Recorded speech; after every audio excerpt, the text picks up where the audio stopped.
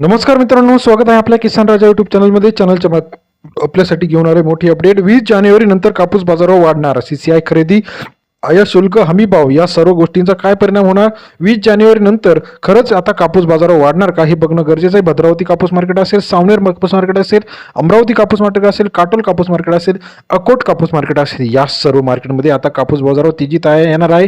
गेल्या काही दिवसापासून आपण बघितलं तर 1 जानेवारी 2026 पासून मुक्त व्यापारी धोरणाअंतर्गत आता व्यापार सुरू झालेला आहे.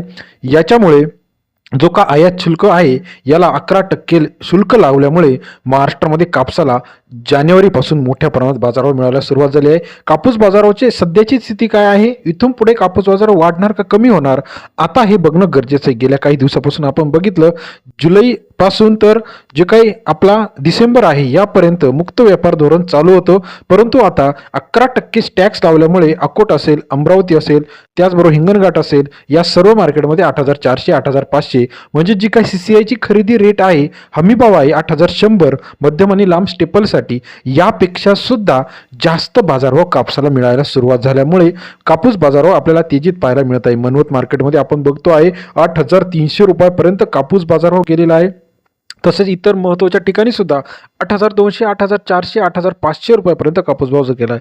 आता कापूस बाजारावर 9,000चा टप्पा ओलांडणार का हे बघणं गरजेचं आहे, कारण का बाजारामध्ये आता आवक घटलेली आहे. याचा फायदा शेतकऱ्यांना होणार आहे आणि व्यापारी वर्ग सुद्धा मोठ्या प्रमाणात कापूस खरेदीस तुटलेला आहे. यामुळे आता व्यापाऱ्यांच्या खरेदीमुळे कापूस बाजारावर 9,000 होणे शक्य आहे. कारण का पहिली गोष्ट म्हणजे आता लोक सीसीआयकडे बाजारभाव न विकता खुल्या बाजारात कापूस विकायला सुरुवात झालेली आहे, कारण खुल्या बाजाराचा बाजारभाव वाढलेला आहे. आतापर्यंत आपण जर बघितलं तर कापसाची आयात किती झालेली आहे, आपण जर बघितलं ऑगस्ट 25 ते जानेवारी 2026 पर्यंत 32 लाख गाठींचं आयात झालेली आहे. एकूण सीझनचं जी काय आयात आहे 50 लाख गाठीपर्यंत आपल्याला पाहायला मिळतं. एक गाठ साधारणतः 180 रुपयापर्यंत पाहायला मिळते. आता खुल्या बाजारात कापूस विकायचा की हमी भावाने कापूस विकायचा हा प्रश्न शेतकऱ्यांचा आहे. जर खुल्या भावाने जर विकला तर 8,300 8,400 8,500 पर्यंत मिळत आहे. सीसीआय मात्र 8,100 पर्यंतच बाजारभाव देत आहे. मग बाजारभाव का वाढलेले आहे याचे 2 ते 3 महत्त्वाचे कारण म्हणजे, यात पहिलं कारण जे आहे बाजारभावामध्ये गॅप झालेला आहे. आवक आणि मागणी पुरवठा बघता, सीसीआयनेची खरेदी बघता मोठ्या प्रमाणात शॉर्टेज आहे. दुसरं महत्त्वाचं कारण म्हणजे 11% शुल्क लावल्यामुळे बाजारभाव आपल्याला तेजीत पाहायला मिळत आहे. येत्या काही दिवसामध्ये कापूस बाजारभाव आणखी तेजीत आपल्याला दिसणार आहे. कापूस मार्केटमध्ये महत्त्वाची अपडेट गेल्या काही दिवसापासून आपण बघत होतो. यामध्ये आपण जर बघितलं तर काटोल कापूस बाजारभाव, भिवापूर कापूस बाजारभाव, अमरावती कापूस बाजारभाव, हिंगणघाट कापूस बाजारभाव या सर्व कापूस मार्केटमध्ये जानेवारीमध्ये मोठ्या प्रमाणात तेजी पाहायला मिळणार आहे. अतिवृष्टीमुळे कापसाचे नुकसान झाले आहे. महाराष्ट्राच्या बाहेर सुद्धा कापसाला मागणी मिळत आहे. एकूण देशाचा विचार केला तर 40 ते 50% कापूस हा गुजरात आणि महाराष्ट्र पुरवत असतो.